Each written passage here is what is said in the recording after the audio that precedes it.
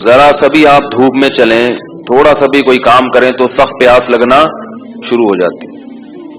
بعض لوگ کہتے ہیں صبح 9 بجے سے پیاس لگنا شروع ہوتی ہے تو سارا دن کیسے گزرے گا. دیکھو میرے بھائی، کم ہمتی یہ بری چیز ہے. کچھ بھی نہیں ہوگا، کوئی نہیں مرے گا انشاءاللہ اتنے آرام سے. کچھ تھوڑا سا برداشت کرنا سیکھیں.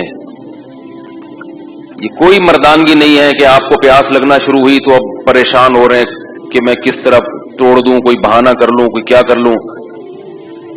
کم ہمت آدمی دنیا میں کسی بھی کام کا نہیں ہوتا، نہ کم ہمت مرد اور نہ کم ہمت عورت. بعض خواتین پریشان ہوتی، بہت سخت روزہ لگ رہا ہے، بڑی مشکل، کل نہیں رکھیں گے، آج کیا کریں، سارا دن کیسے گزاریں. یاد رکھو، اپنے ضمیر کو مردہ کر کے زندگی گزارنے والا آدمی کبھی سکون میں نہیں ہوتا. غیرت پر اگر سودا کر لو نا، سمجھوتا کر لو، وقتی مزہ بہت ہے مگر اللہ زندگی کا حقیقی سکون چھین لیتے ہیں. جب اللہ نے کہہ دیا فمن شہید منکم الشہر فلیصم، جب رمضان کا مہینہ آئے گا تو تمہیں روزہ رکھنا پڑے گا. جب کہہ دیا تو پیاس زیادہ لگ رہی ہے، کم لگ رہی ہے، بوریت ہو رہی ہے، مزہ آ رہا ہے، نہیں آ رہا، آپ کو روزہ رکھنا پڑے گا. نہیں رکھو گے تو یاد رکھو یہ اسلام کا رکن ہے، جہنم کی آگ کے لیے تیار ہو جاؤ. پھر اس اللہ کو یہ حق حاصل ہے کہ جو پورے سال کھلاتا پلاتا ہے، رزق دیتا ہے، وہ ایک مہینہ اپنے بندوں سے مطالبہ کر سکتا ہے کہ میری خاطر دن میں کھانا پینا چھوڑ دو. روزے تو اصل نام ہی مشقت اور محنت کا ہے. لوگ کہتے ہیں سردی میں رکھ لیں گے. بھئی اللہ تعالیٰ نے گرمیوں میں کیوں رکھ دیے پھر روزے؟ یہ اسلامی جو سال ہے نا، ان میں ایک بڑی حکمت کیا ہے کہ یہ سردی سے گرمی اور گرمی سے سردی کی طرف یہ مہینے کھسکتے رہتے ہیں تاکہ ایک شخص کی زندگی میں نہ تو ہمیشہ گرمیوں کے روزے آئیں اور نہ ہمیشہ سردیوں کے. یہ بڑی حکمت ہے اس میں. اللہ چاہتے تو انگریزی حساب سے بھی روزے فرض کر سکتے تھے نا. بھائی اللہ میاں چاہتے تو کہتے جون کے روزے رکھا کرو، تو پاکستان والوں کا بیڑا غرق ہو جاتا، اور آسٹریلیا والے وہ بالکل اپوزٹ موسم ہوتا ہے جون میں، وہ پورے زندگی مزے میں رہتے، اور ہم پوری زندگی گرمیوں کے روزے رکھتے. اور جن ملکوں میں جون کے مہینے میں لمبے دن ہوتے ہیں ان کا بھی بیچاروں کا بیڑا غرق ہو جاتا. ساری زندگی ان کو 20-20 گھنٹے کے روزے رکھنے پڑتے.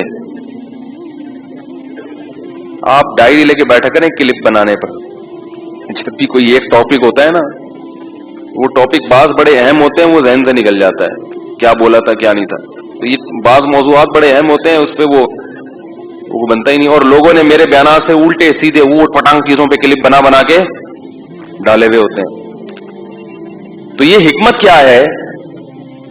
اب ناروے میں 19-20 گھنٹے کا روزہ چل رہا ہے، لیکن اتنے ٹف ہوتے.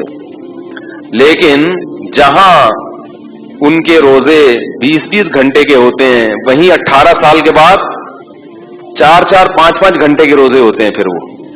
تو اللہ تعالیٰ اس طرح سے ان ملکوں میں رہنے والے لوگوں کو سہولت دیتے ہیں. میرے پاس وہاں سے بھی کالز آتی ہیں، ناروے سے، جرمنی سے. او بھائی اتنا لمبا روزہ کون رکھے گا، بہت ٹینشن ہے. ان کی افطاری اور سحری ایک ہی ہوتی ہے. بھائی ادھر افطاری کھائی، مغرب پڑی، فوراً تھوڑی دیر میں عشاء کا وقت شروع، اور جلدی جلدی کھا رہے ہیں، اور تراویح پڑی اور بس وہی سحری ہو گئی. پھر اتنا لمبا روزہ آسان تھوڑی ہے 20-20 19-19 گھنٹے کے روزے رکھنا، لیکن رکھتے ہیں. اور آج سے نہیں رکھ رہے، مسلمان صدیوں سے ان ملکوں میں روزے رکھتے آ رہے ہیں. لیکن اللہ ان کو سہولت کیا دے دیتے ہیں کہ اسلامی مہینے کھسکتے ہیں. ٹھیک ہے نا، کھسک کھسک کے آہستہ آہستہ کہاں چلے جاتے ہیں. اب یہ گرمیوں کا روزہ ہے تو اللہ کے بندو یہ ہمیشہ نہیں رہے گا. ایک تو روزے ہمیشہ نہیں ہوتے.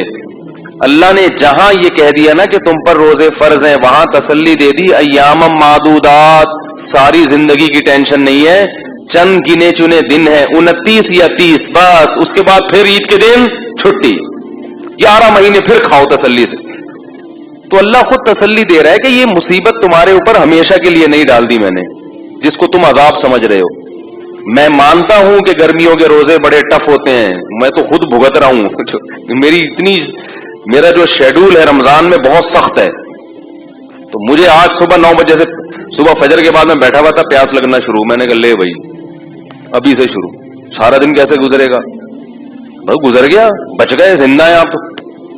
پھر جب آدمی پیتا ہے افطاری میں تسلی سے پانی, اس کا اپنا مزہ ہے, رگیں تر ہو جاتی ہیں, کتنا مزہ آتا ہے.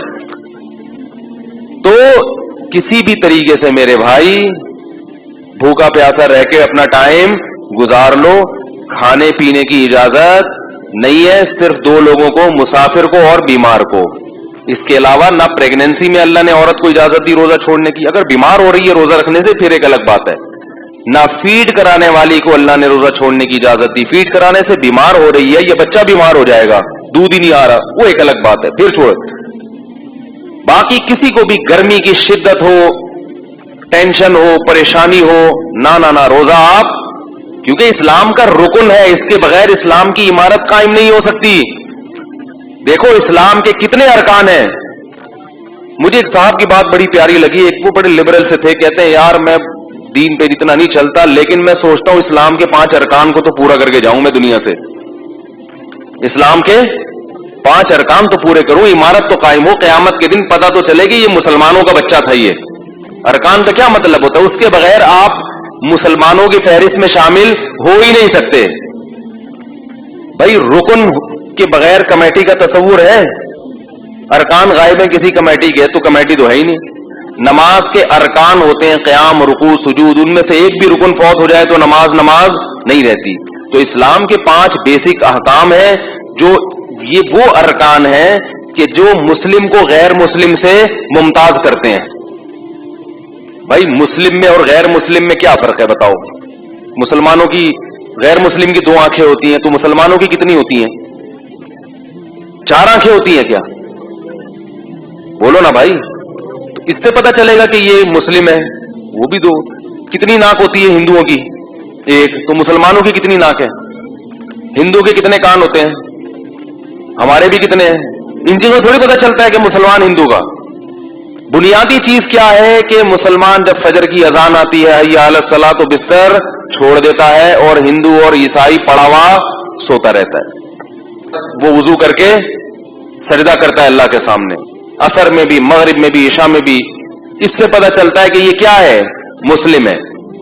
اسی طرح مسلمان پوری زندگی میں 1 مرتبہ لازمی بیت اللہ کی زیارت کرتا ہے, زندگی میں 1 مرتبہ. کتنا آسان بنایا اللہ نے دین کو, اگر وہ بھی پیسے ہیں جیب میں.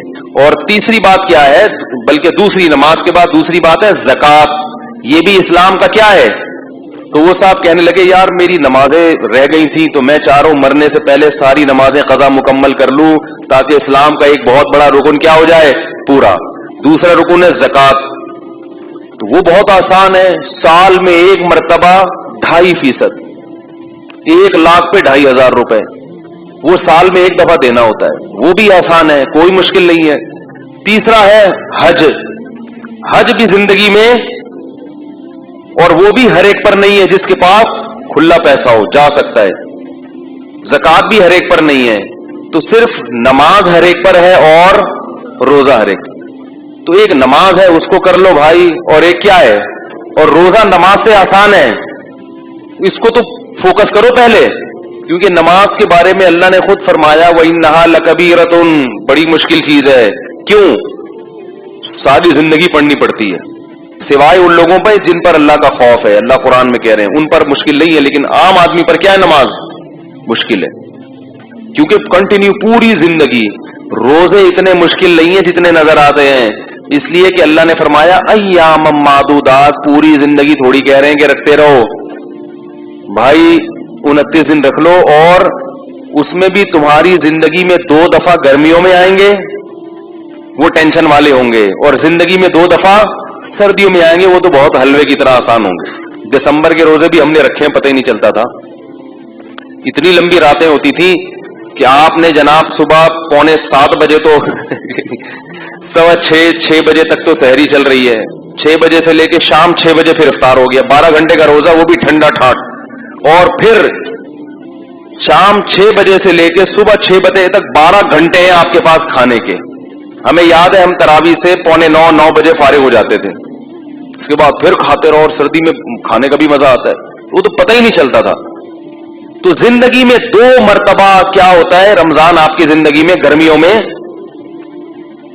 یعنی 2 مرتبہ کا مطلب یہ کہ 2 ایسے موقع ملتے ہیں جس میں رمضان چند سال تک, بولو بھائی, گرمیوں میں آتے ہیں. اور ابھی کتنے آدھے تو ہو گئے نا ابھی وہ ہماری زندگی میں جو آنا تھا, اب صرف 6 سال مزید گرمیوں میں آئے گا. 6 سال برداشت کر لو, اس کے بعد پھر ٹھنڈ میں آنا مارچ میں, 6 سال کے بعد مارچ میں آنا شروع ہو جائے, وہ بالکل معتدل ہوں گے. اور 9 سال کے بعد